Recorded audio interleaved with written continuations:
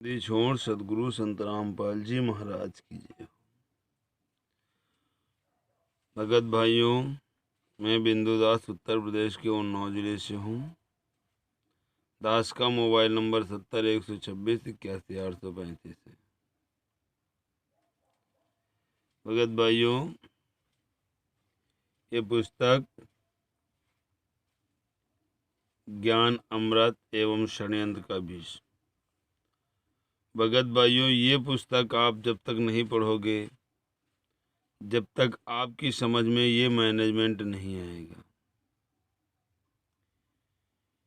क्योंकि ये मैनेजमेंट के लोग संत रामपाल जी महाराज के शिष्य नहीं हैं। ये सिर्फ अपनी आमदनी के लिए, अपनी कमाई के लिए संत रामपाल जी महाराज के नाम की आड़ ले रहे हैं। भगत भाइयों, ये लोग आप लोगों को किस तरह से गुमराह करते हैं, किस तरह से अपने जाल में फंसाते हैं, इसके कुछ एक पॉइंट मैं आपको बता रहा हूँ। आप लोग सोशल मीडिया का इस्तेमाल करते हो, यूट्यूब, फेसबुक आदि आदि, इंस्टाग्राम, जो भी आप देखते होंगे सोशल मीडिया पे, तो वहाँ पे ये लोग जब भी ये अपने आश्रम में भंडारा करते हैं या कुछ भी कोई प्रोग्राम करते हैं, तो ये लोग वहाँ पे नेता और बड़े बड़े मंत्री, विधायक आदि आदि सबको आमंत्रित करते हैं। और ये लोग वहाँ पे जाते हैं तो इन लोगों से ये आश्रम वाले जो है कि एक इंटरव्यू लेते हैं। हालांकि सच्चाई कोई नहीं बताता है, मगर आप लोग स्वयं इस चीज पे विचार करना कि जैसे वीडियो ये लोग इंटरव्यू लेते हैं। अभी मैं देख रहा था सोशल मीडिया पे एक कुरुक्षेत्र का जो वीडियो था, उसमें सूरज भान जी कटारिया जो विधायक हैं कुरुक्षेत्र के, उनको ये मैनेजमेंट के लोगों ने आश्रम कुरुक्षेत्र में बुलाया और ये सचिन परिषद जो थे इनको भी बुलाया है।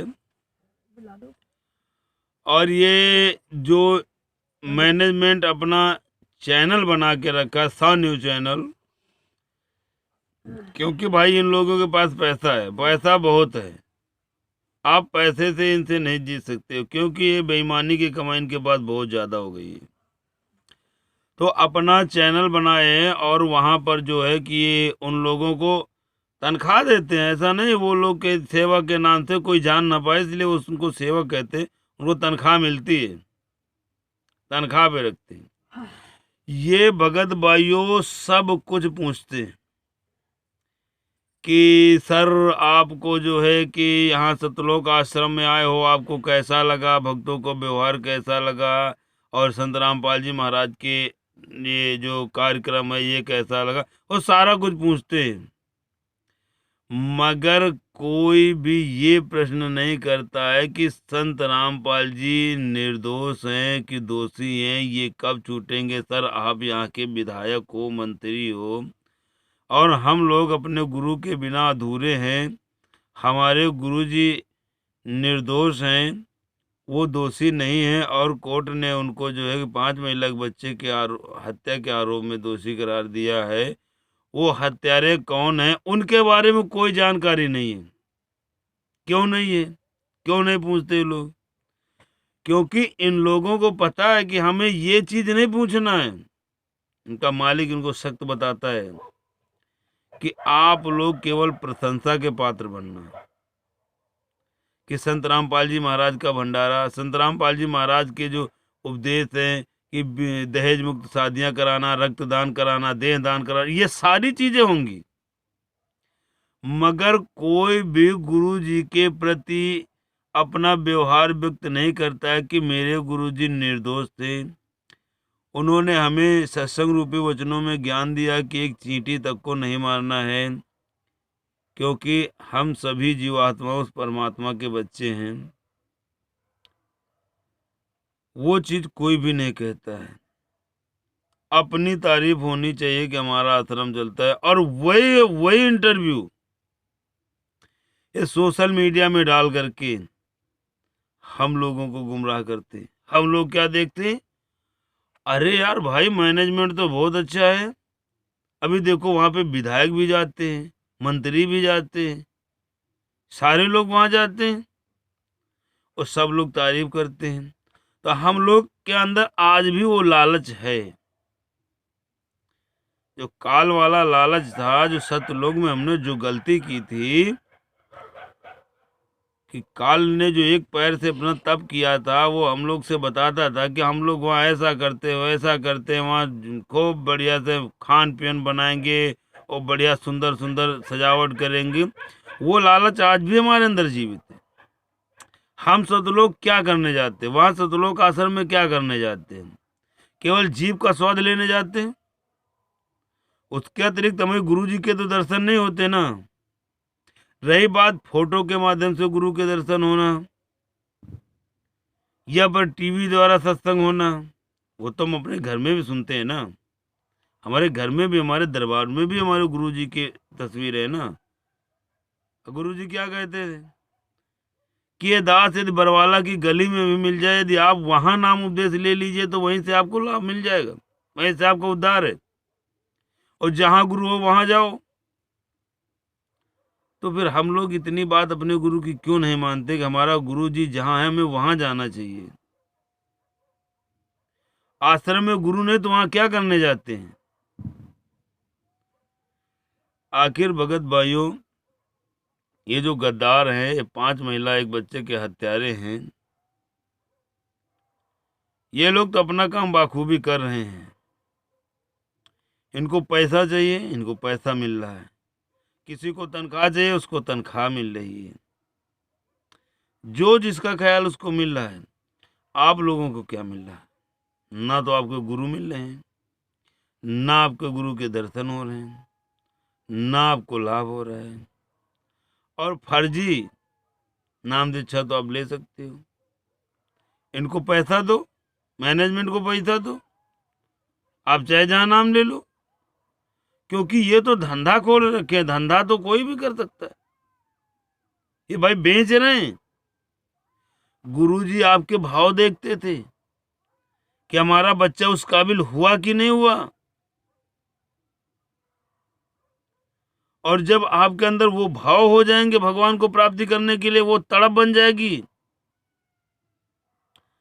तो वो अंतर्यामी परमात्मा, वो अंतर्यामी गुरु जो उस परमात्मा का भेजा हुआ है, जिसमें उस समृद्ध की शक्तियां विद्यमान हैं, वो गुरु जब जान जाएगा कि नहीं ये मेरा बच्चा परमात्मा प्राप्ति योग्य हो गया है, तो वो स्वयं आपको नाम देगा। जिस प्रकार से हमारे दादा गुरु सैकड़ों की भीड़ से हमारे पूज्य गुरु संत रामपाल जी महाराज को चुना था। संत रामपाल जी महाराज पे कोई चमक धमक नहीं थी, ना कोई वो था। केवल संत रामपाल जी महाराज के रहन सहन, मान मर्यादा और वो भक्ति के गुण, भगवान को प्राप्ति की इच्छा, तड़प जागृति, ये सब देख करके हमारे दादा गुरु ने संत रामपाल जी महाराज को बुला करके आदेश दिया था, उपदेश दिया था। हम लोगों को क्या हमें गुरु पाने के लिए तड़प है? अगर है किसी भगत को तो बताओ कि नहीं हमें गुरु जी को प्राप्त करने की तड़प है। और तड़प है तो किस प्रकार से आप अपने गुरु को प्राप्त करोगे? क्योंकि आपके गुरु के ऊपर 5 महिला बच्चे की हत्या का आरोप लगा है और 429/2014, 430/2014 संत रामपाल जी महाराज को आजीवन मरते दम तक साश्रम, मरते दम तक काम करते करते अंतिम श्वास तक जेल में मरने का जो कि सजा हुई है। पूछो इन मैनेजमेंट वालों से कि संत रामपाल जी महाराज को जेल में आखिर सजा क्यों हुई, क्यों जेल गए, क्यों प्रशासन उनको पकड़ के ले गया? अगर वो निर्दोष थे तो वो अब तक छूट के क्यों नहीं आए? आज 10 साल हो गए। और वो हमें जो कोर्ट का जजमेंट है वो दिखाओ। आखिर सारे भगत भाई ये पुस्तक ज्ञान अमृत एवं षड्यंत्र के बीच दिखाते हैं, पढ़ते हैं, सुनाते हैं। मैनेजमेंट का आदमी आखिर क्यों नहीं इसमें आपत्ति जनाता कि ये झूठी है, नकली है, फर्जी है। इस पुस्तक का एक शब्द अगर ये फर्जी साबित करके दिखाएं, ये नहीं करेंगे भगत भाइयों। इनका जाल है कि अंधे बहरे गूंगे भगत समाज, इनको ज्ञान नहीं है, इनको जैसे मर्जी वैसे लूटो। इनको ज्योति पाठ दसवांश का पैसा जाता है। ब्लड दान का जो ये आपसे लिया हुआ ब्लड को ऊंचे रकमों में बेच लेते हैं, उसका पैसा इनको मिलता है। रामायणिया आपको दिखाने में जो फर्जी कराते हैं कि फ्री हैं, ये ज्योति पाठ का 21-21 हजार रुपए लेकर के खा रहे हैं भगत भाइयों।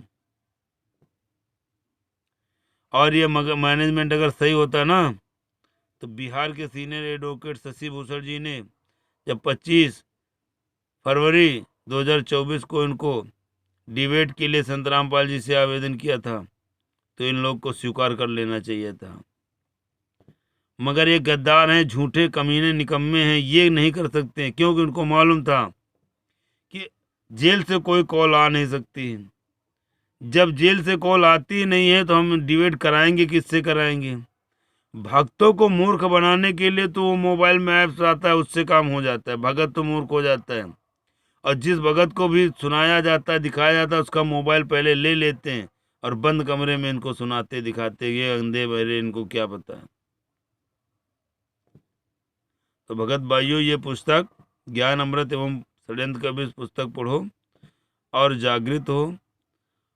और अब समय बहुत जल्द आ रहा है, आप सब लोग अपने गुरु को इन मैनेजमेंट के हत्यारों के चुंगल से आज़ाद कराने के लिए ये पुस्तक ज्ञान अमृत एवं षड्यंत्र का विष पढ़ो और समझो। अपने गुरुजी पर लगे हुए कलंक को धुलने के लिए विश्व के 8 अरब जनमानस तक अपनी सच्चाई की आवाज़ उठाओ।